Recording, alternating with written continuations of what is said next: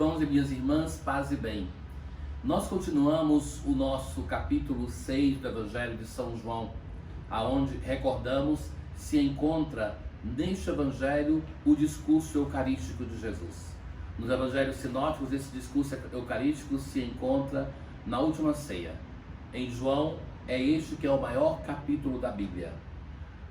Nós começamos já desde a semana passada, e agora mais um pedaço que diz assim: naquele tempo, disse Jesus à multidão: eu sou o pão da vida.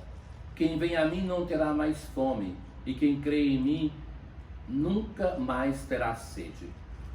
Eu, porém, vos disse que vós me vistes, mas não acreditais. Todos os que o Pai me confia virão a mim, e quando vierem não os afastarei. Pois eu desci do céu, não para fazer a minha vontade, mas a vontade daquele que me enviou. E essa é a vontade daquele que me enviou, que eu não perca nenhum daqueles que ele me deu, mas os ressuscite no último dia. Pois essa é a vontade do meu Pai, que toda pessoa que vê o Filho e nele crê, tenha a vida eterna, e eu o ressuscitarei no último dia. Irmãos caríssimos, o Evangelho de hoje começa com aquela que foi a última frase que nós ouvimos no Evangelho de ontem. Eu sou o pão da vida. Quem vem a mim não mais terá fome, e quem crê em mim nunca mais terá sede.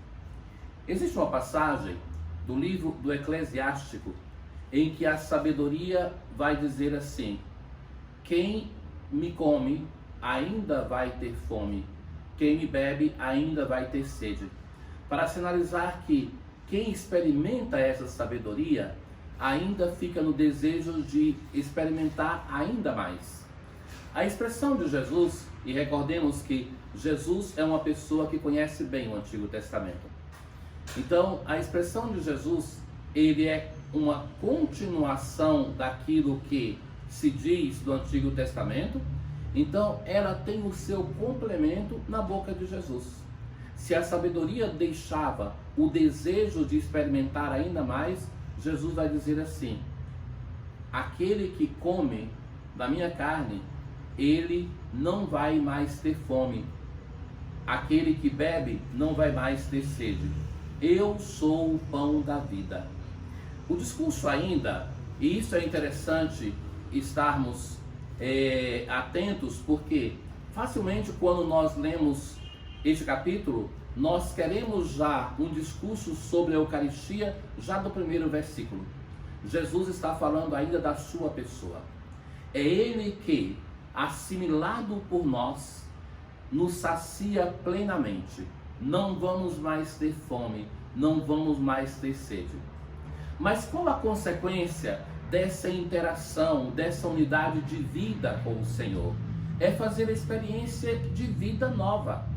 Uma vida que não mais pode ser tirada. Aquele que o Pai confia a mim, vai dizer o Senhor, o faz para que eu ressuscite. E Jesus vai dizer que não veio.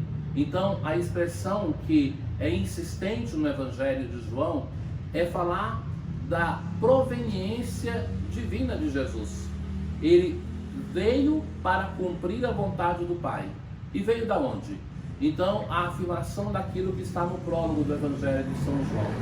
O Verbo que era em Deus, o Verbo que é Deus, e o Verbo se fez carne e habitou entre nós. A partir disso, nós não temos outro modo de conhecer o Pai a não ser através da pessoa de Jesus.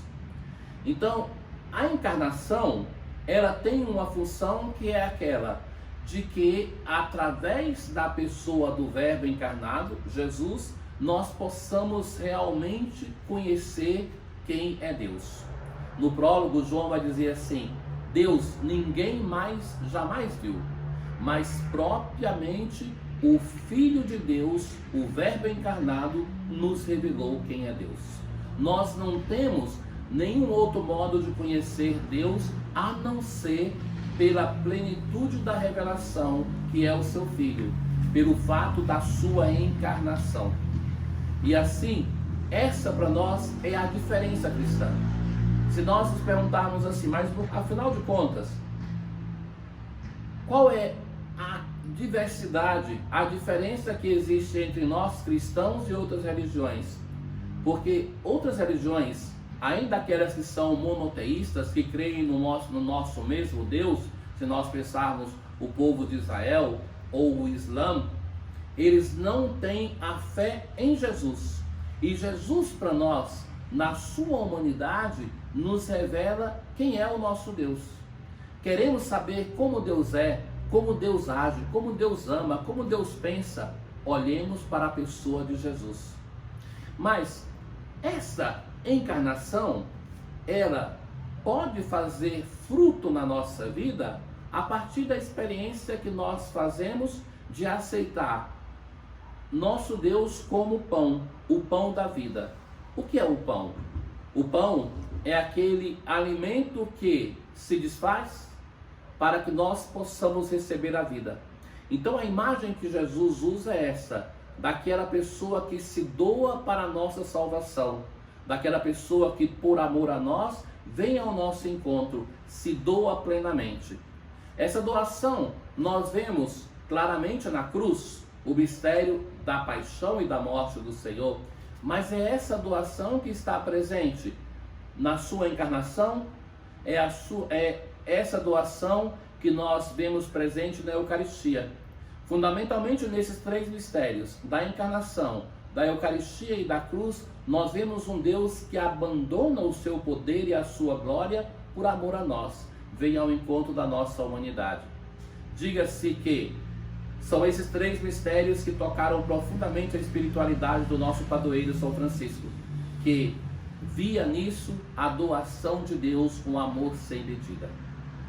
Ele, o pão da vida, nos chama a nos unir com Ele. Que esse dia seja grandioso para nós nos aprofundarmos no mistério da nossa união com o Senhor. O Senhor esteja convosco, Ele está no meio de nós. Abençoe-vos o Deus Todo-Poderoso, o Pai, o Filho e o Espírito Santo. Paz.